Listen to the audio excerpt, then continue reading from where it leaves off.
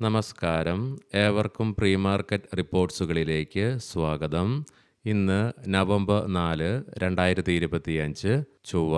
ഇന്നലെ നടന്ന പ്രധാനപ്പെട്ട ഗ്ലോബൽ ഇവൻറ്റുകളുടെ റിസൾട്ടുകൾ, ഇന്ന് നടക്കാനിരിക്കുന്ന പ്രധാനപ്പെട്ട ഗ്ലോബൽ ഇവൻറ്റുകൾ തുടങ്ങി പ്രധാനപ്പെട്ട കാര്യങ്ങൾ നമുക്ക് ഈ വീഡിയോയിൽ വിശദമായി തന്നെ ചർച്ച ചെയ്യാം. നിഫ്റ്റിയും സെൻസെക്സും ഒക്ടോബർ മാസം അവയുടെ 7 മാസത്തെ ഏറ്റവും മികച്ച നേട്ടം കൈവരിച്ചതിന് ശേഷം ഈ മാസത്തെ ആദ്യ ട്രേഡിംഗ് സെക്ഷനായ ഇന്നലെ ചെറിയ രീതിയിൽ റെസ്റ്റ് എടുക്കുന്ന കാഴ്ചയാണ് കാണുവാനായിട്ട് സാധിക്കുകയുണ്ടായത്.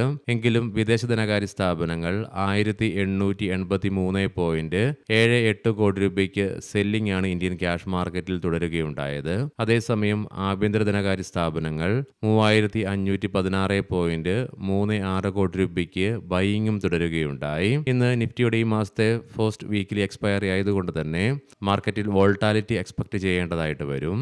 ഇന്നത്തെ മാർക്കറ്റിലേക്ക് സ്പെസിഫിക് ആയിട്ട് വന്നു കഴിയുമ്പോൾ അനലിസ്റ്റുകളുടെയും എക്സ്പേർട്ടുകളുടെയൊക്കെ അഭിപ്രായ പ്രകാരം നിഫ്റ്റിയെ സംബന്ധിച്ചിടത്തോളം 25,700 എന്ന ലെവൽ ഇമ്മീഡിയറ്റ് സപ്പോർട്ടായിട്ടും തുടർന്ന് 25,600 എന്ന ലെവൽ കീ സപ്പോർട്ടായിട്ടും മാറിയേക്കാം. കാരണം ഈ ലെവലിലായിട്ടാണ് നിഫ്റ്റിയുടെ 20-day EMA സ്ഥിതി ചെയ്യുന്നതും. ഈ ലെവലും നിഫ്റ്റി ബ്രേക്ക് ചെയ്യുകയാണെങ്കിൽ അടുത്തതായിട്ട് നിഫ്റ്റിയെ സംബന്ധിച്ചിടത്തോളം സൈക്കോളജിക്കൽ സപ്പോർട്ട് ലെവലായ 25,500 എന്ന ലെവൽ ക്രൂഷ്യലാണ്. ഈ ലെവൽ നിഫ്റ്റി ബ്രേക്ക് ചെയ്യുകയാണെങ്കിൽ സെല്ലിംഗ് പ്രഷറും അനുഭവപ്പെട്ടേക്കാം. ഇനി അതേസമയം ഇന്ന് നിഫ്റ്റിക്ക് മുന്നോട്ടൊരു പ്രയാണം സാധ്യമാവുകയാണെങ്കിൽ 25,900, 26,000 എന്ന ലെവലുകൾ അതിശക്തമായി മറികടക്കേണ്ടതായിട്ടുണ്ട്. പ്രത്യേകം ശ്രദ്ധിക്കുക, ഇത് ട്രേഡ് റെക്കമെൻഡേഷൻ അല്ല, അനലിസ്റ്റുകളുടെ എക്സ്പേർട്ടുകളുടെയൊക്കെ അഭിപ്രായങ്ങൾ മാത്രമാണ്. എഡ്യൂക്കേഷൻ പേർപ്പസിനായിട്ടാണ് ഈ ലെവലുകൾ വിശദീകരിക്കുകയുണ്ടായത്.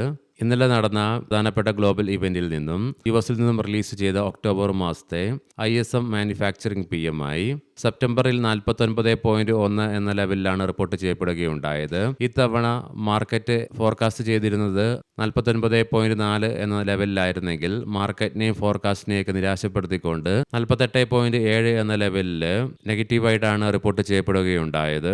ഇന്ന് പ്രധാനമായും 2 ഗ്ലോബൽ ഇവന്റുകളാണ് നിലനിൽക്കുന്നത്. ആദ്യമായി രാവിലെ 9 മണിക്ക് ഓസ്ട്രേലിയയിൽ നിന്നും RBI ഇൻട്രസ്റ്റ് റേറ്റ് ഡിസിഷൻ വരാനിരിക്കുന്നു. വൈകുന്നേരം നമ്മുടെ മാർക്കറ്റ് അടച്ചതിന് ശേഷം 8:30 യുഎസിൽ നിന്നും സെപ്റ്റംബർ മാസത്തെ ജോബ് ഓപ്പണിംഗ് ഡാറ്റയുടെ റിലീസുമുണ്ട്. ലീഡിംഗ് ആയ ADR സ്റ്റോക്സിൽ ഇൻഫോസിസ്, വിപ്രോ ADRകൾക്ക് നഷ്ടത്തോടുകൂടി വ്യാപാരം അവസാനിപ്പിക്കേണ്ടി വന്നപ്പോൾ ബാക്കി എല്ലാ ADR സ്റ്റോക്സുകൾക്കും നേട്ടത്തോടുകൂടി തന്നെ വ്യാപാരം അവസാനിപ്പിക്കുവാനുമായി നാളെ നവംബർ 5 ബുധനാഴ്ച ഗുരുനാനാക്ക് ജയന്തിയോടനുബന്ധിച്ച് ഇന്ത്യൻ മാർക്കറ്റിന് അവധിയാണ്. State bank of India, M&M, Adani enterprises, Adani ports, Paytm, Indian hotels തുടങ്ങി പ്രധാനപ്പെട്ട ഒത്തിരിയേറെ കമ്പനികൾ അവയുടെ Q2 ഏർണിംഗ്സുമായിട്ട് ഇന്ന് ലൈനപ്പ് ചെയ്തിട്ടുണ്ട്. ഇനി നമുക്ക് ഗ്ലോബൽ മാർക്കറ്റുകൾ പരിശോധിക്കാം. ഇന്നലെ US മാർക്കറ്റിൽ S&P 500-നും നാസ്ഡാക്കിനും നേട്ടത്തോടുകൂടി വ്യാപാരം അവസാനിപ്പിക്കുവാൻ സാധിച്ചു. എങ്കിലും നിലവിൽ ഡോ ജോൺസ് ഫ്യൂച്ചർ നഷ്ടത്തിലാണ് വ്യാപാരത്തിൽ തുടർന്നുകൊണ്ടിരിക്കുന്നത്.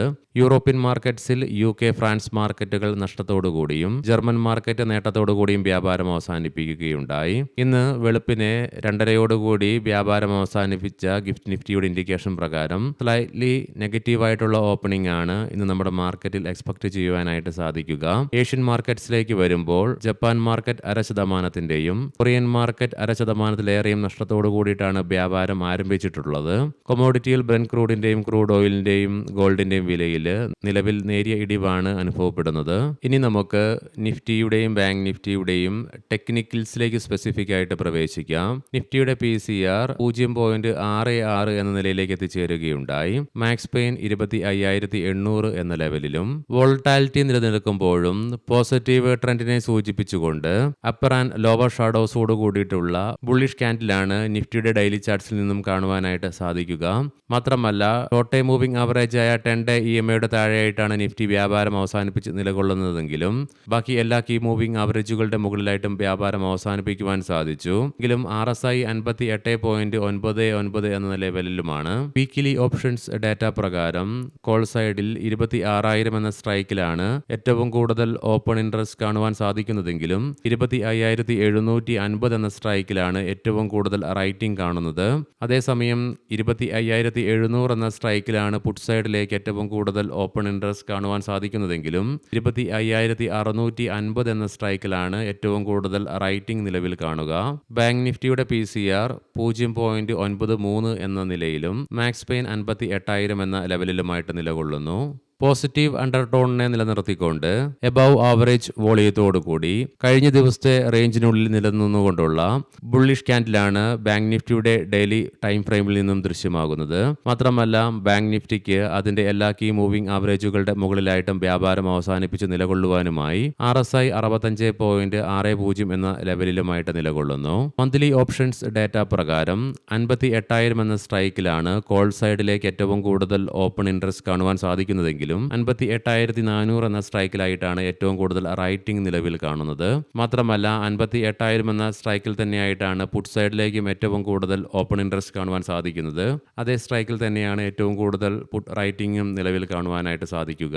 ഇന്നത്തെ പ്രധാനപ്പെട്ട സ്റ്റോക്കിംഗ് ന്യൂസുകൾ പരിശോധിക്കാം. മുൻകൂട്ടി ഓർമ്മിപ്പിച്ചുകൊള്ളട്ടെ, ഇത് ഒരു ബൈ ഓർ സെൽ റെക്കമെൻഡേഷൻ അല്ല. പറയാൻ പോകുന്ന റിസൾട്ടുകളൊക്കെ quarter to year on year ബേസിസിലാണ്. ഭാരതി എയർടെൽ പ്രോഫിറ്റിൽ 89% വളർച്ച രേഖപ്പെടുത്തിയപ്പോൾ റവന്യൂവിൽ 25.7% ഉയർച്ചയും രേഖപ്പെടുത്തി. ടൈറ്റാൻ കമ്പനി പ്രോഫിറ്റിൽ 59.1% വർധനവും റവന്യൂവിൽ 28.8% ഉയർച്ചയും രേഖപ്പെടുത്തി.